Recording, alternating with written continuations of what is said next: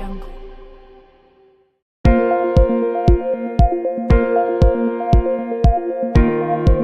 Hey viewers, you are watching My Matters Critic and I'm your host Alia.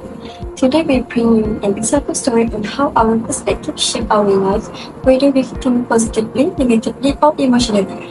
This special segment highlights our infographic presentation title, Perspective-Based Thinking, the Power of Positivity, Negativity and Emotions. This topic is not just academic, it's something that affects your choices, your mood and even your future. To help us explore this further, we now go live to our reporters on the ground who are covering different aspects of this topic from real voices and real stories.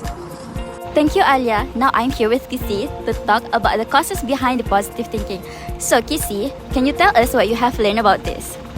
Sure, positive thinking can be difficult to maintain if someone grows up without role model who show how to stay optimistic during hard times. Trauma or repeated failures can also cause someone to lose hope. And when someone in a toxic environment such as a stressful workplace or negative families, it becomes even harder to stay positive. These factors shape how we view ourselves in the world, and because we are never taught to believe in possibility, we are naturally focused on limitation. Thank you, Kissy. Now let's move on to our next reporter, Sai. Thank you, Aina. So right now I have Nas with me. So we are more talking about the negative thinking. So Nas, how can negative thinking affect someone's life? For my opinion and my suggestion is for negative thinking often come to consider stress or painful experience. When people are affected the worst, the development anxiety and low confidence. This mindset that lead to burnout, poor decision making and even mental health issue. Social media also play a part. People compare their lives to others and feel like they're not good enough over them. Affect job performance, relationship and even the economy due to higher healthy care and cost and lower productivity. Okay, thank you, Nas. So let's move on to our next reporter. Thank you, Sid. Now let's talk about emotional thinking. Auni, who will share how emotional thinking affect decision making?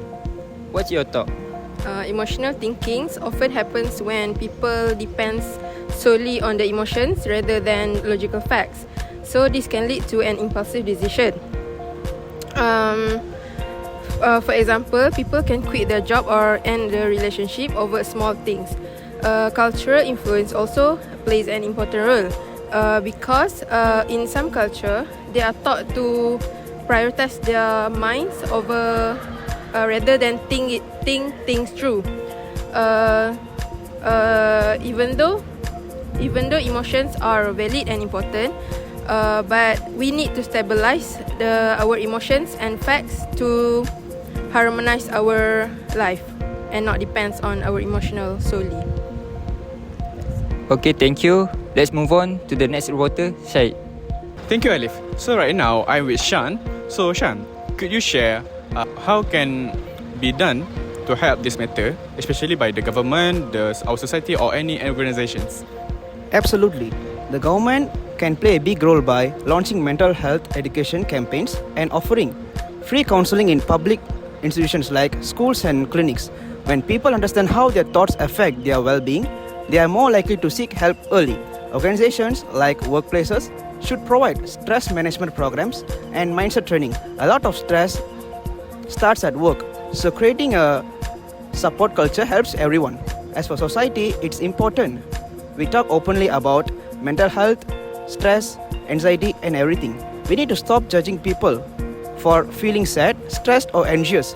If we support each other with empathy instead of criticism, we'll create a much healthier environment for everyone. Thank you, Shan. So let's get back to the video. Thank you to all our reporters and interviewers for their thoughtful insights. It's clear that perspective-based thinking isn't just about how we think, it's about how we live. A positive mindset can build resilience, negative thinking, if left unchecked, can limit us, and emotional thinking, while human must keep the listen. Fortunately, there are systems in place such as current asset and live awareness that offer support. And together as a society, we must learn to talk openly about mental health. So here's our call to you. Your thoughts shape your words. Train your mind to see the first, relish the worst, and understand your emotions. Let's think better together. I'm Anya and discuss the my latest release. Stay positive and active. Before we end tonight meeting, we like to remind all our viewers, if you are someone you know is struggling emotionally or mentally, you are not alone. Please reach out to Talent Council at 15999, available 24 hours for emotional support and crisis help. You may also contact the Furnace KL at 0376272929, a listening ear for anyone in distress with a flashback. Remember, speaking up is strength, not weakness. Help is always closer than victim.